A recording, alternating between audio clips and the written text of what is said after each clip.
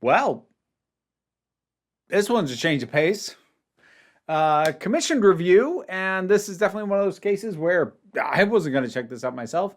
I was commissioned to take a look at the first two episodes of Kamen Rider W. I suppose before I even attempt to talk about this, a little bit of my history with tonkatsu. Oh God, I should have looked that up before I said it. This sort of show, originating in Japan, the sort of costume superhero esque. Like my experience with this is incredibly limited. It's cultural osmosis a little bit, and like having watched some of like the first season of Mighty Morphin Power Rangers, I didn't really watch it. It was one of those things where like if I was bored and it was on, like okay, so like I knew it a little, but it's not something I'm particularly used to, and it's not something I'm very familiar with. So I can't judge this on things like how mired in tropes of the genre it is, of these sort of Super Sentai style things. I can't judge that. Whether or not anything that I either compliment or criticize is just something that is standard for the genre and not really that special in either direction. I don't know. Like, I cannot be your source for that. I'm coming into this fairly cold and with a pretty hefty amount of cultural distance from it. That having been said, this was fun. Like it I lost track of how many times over the course of these two episodes that I found myself going, what the is going on? Except the thing is, every time I said it with a huge smile on my face because something bonkers was happening. Like, and at a certain point, you just start rolling with it. But yeah, okay. That woman just turned into a not especially well articulated giant foam T-Rex head. Okay, that's what we're doing now. Oh boy. So, where do we start? Characters, I suppose. So the sort of odd conceit of this one that I'm pretty sure is not standard for the genre is it's not really one person who is the hero in this, who transforms into the Kamen Rider, which is this kind of insect looking thing. At least the mask style is. It's actually two people, sort of. So there's Shotaro. I'm probably going to butcher these pronunciations, so I'm doing my best, and I apologize. And he's, boy, these characters. So he very much and very blatantly styles himself after the sort of 1940s hard-boiled detective stereotypes from like pulpy noir books, like to the point that he'll actually be narrating to himself, and somebody will walk by going, "What the hell are you doing, man?" It's very much an affectation, and it's one that everyone is very clear this is super anachronistic and a bit weird that you do this. So there's him. But what's sort of like makes that work is he's not unskilled as an investigator. He's decent at deduction. He can put two and two together and get a solution, and you'd be like, ah. But like he's very mired in the, I protect this city. No one should cry in my city. Ooh, I'm a hard-boiled. Like, that's actually a thing. Like, he keeps calling himself hard-boiled. Then there's Akiko, who refers to him as half-boiled, which is probably more accurate.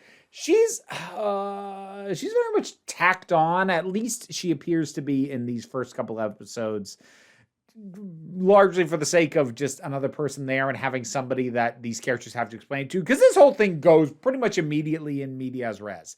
Because at the time we start, Shotaro and then the other character I'm going to get to in a minute are already working as Kamen Rider W, and there's these Gaia memories that are being sold on the street to criminals that let them turn into monsters. First episode we get a magma monster. Second episode we get the T-Rex, which is God. It's it's so bad, but it's so adorable. I'll get to the visuals in a second. We're still on characters. So Akiko is there because somebody needs to have at least some of this stuff explained to them. Somebody has to prompt these characters to be like, please explain. And she seems to largely be there to function for that. I mean, she's got a fun energy. She's technically the landlord, even though she's 20. And like she's the daughter of somebody who gets killed in the very first episode. It's odd. She feels a little shoehorned in, and she's just kind of there right now. But like the energy's fine enough. And then there's Philip, and Philip. Okay, so Philip is very big into data gathering. Philip is very neurodivergent coded, like with deliberate emphasis put on him hyperfixating on things, like to the point that Shotaro wants him to look into something, but Akiko mentions something that Philip didn't already know a ton about, and so she's distracted him with something that he's now going to hyper focus on, and he won't help Shotaro until he gets this other thing out of his system. And then there's Philip's fashion sense, which is, let's go gender blended. I don't think the character is intended to be trans or gender fluid. He's referred to with masculine pronouns, and like the name Philip is it's an English masculine name as opposed to a Japanese one. But I don't think he's meant to be trans. I didn't dig a lot, but I dug around a little bit to sort of see what fan interpretation of him was. The general consensus, more or less, seems to be that he just doesn't give a darn about gendered fashion, and he's gonna wear what makes sense to him and he's comfortable in. And not even like this is comfortable. I'm just like, no, physical comfort feels good. Cool. I'll wear this. That's normally a fashion not worn by men. Huh? What do I care? He is that kind of guy. But he's like, it's the kind of stuff that if I think about it too hard, like, might it be offensive? Like the level of the degree to which it's leaning on the neurodivergence. Are they doing a little bit of the savant trope with neurodivergent coded characters? Like maybe a little bit, but given that he's not the only weird character, Shotaro and his entire detective shtick, like, I think that helps take the curse off it a little bit, and he's just kind of endearing. So I feel like it's balanced decently well for what it is. And again, like, I'm coming at this from my perspective. I'm completely divorced from whatever cultural context a character like this exists in Japan. I have no clue. So, like, I just don't. But the way this Kamen Rider works is it's split down the middle, and each half will be differently colored. So both Shotaro and Philip like activate these things, and they both become one half of this thing, except not physically. So like it's very intuitive to watch, but it's hard to explain. Shotaro is the physical body completely, but Philip's mind, soul, something that isn't his body is also there, and sort of not in physical control, but like in control of what a one half is, because they can mix and match different abilities to sort of come up with different combinations of stuff, which is it's also kind of cool. But Philip's body still exists and passes out. So it's weird. It's odd. It's fun.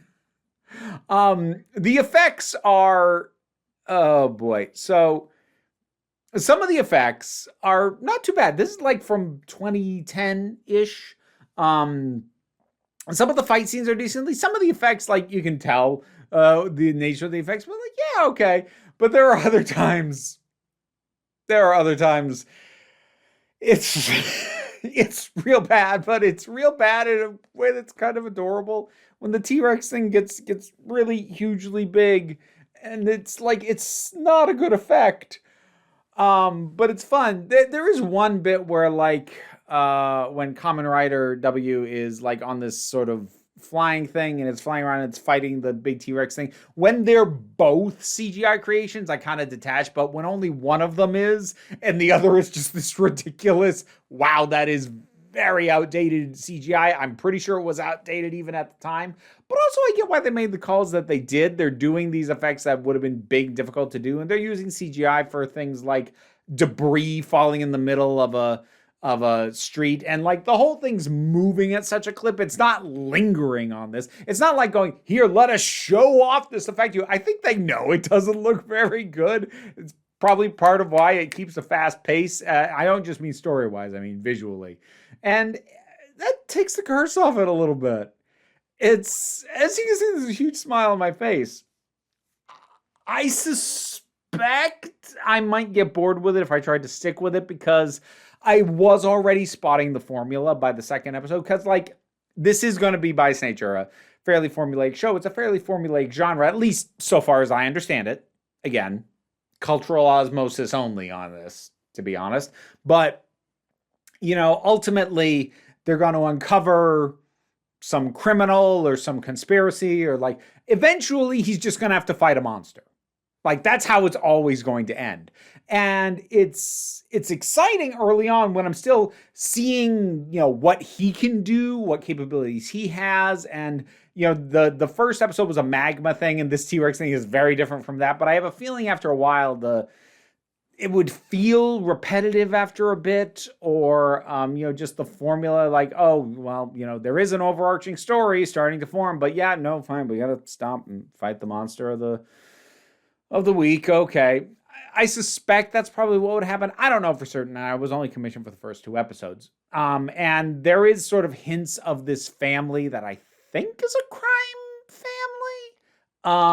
Sort of in the background and going on, but like that's just early hints. That's obviously something that'll take over the story later on. So depending on when that kicks in, maybe that would keep it from being too formulaic, leaning on an overarching story, but I don't know. But I will say for the first 2 episodes, this is just fun. This is a lot of fun. This is absolutely preposterous and absurd and ridiculous. And I was lost and confused, but smiling and going, I don't know what's going on, but this is something. And it's fun. How good is this within the scope of the genre? Does it stand out or is it just a very typical thing? I have no clue, but I had fun with it. Kamen Rider W, first 2 episodes.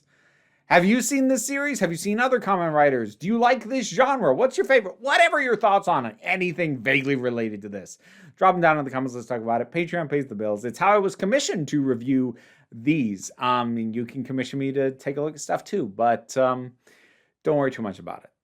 Take a relaxed attitude around here so you can come on back next time you need a break. Time to thank some patrons, and this time I'm going to say their names as if I'm greeting them, welcoming them to a party. Robin Moore, Zubin Lopfula, Goddess Elida, Turok, the thing that goes doink in the anime, Ruth, Gozer the Gozerian, Oliver B, Solitary Pictures, Ulrich Bogdan, Melinda Walters, Jen, Auntie Kate 808, Becky Sparks, Fernabulax the Poodle, Robin Powell, T Love, Tracy Scrabbit, Angry Casperl, Dave Hall, Rosalind Bennett. Have fun tonight, and thank you for your support. I don't know why I decided to do that this time, but I don't know. I'm having fun.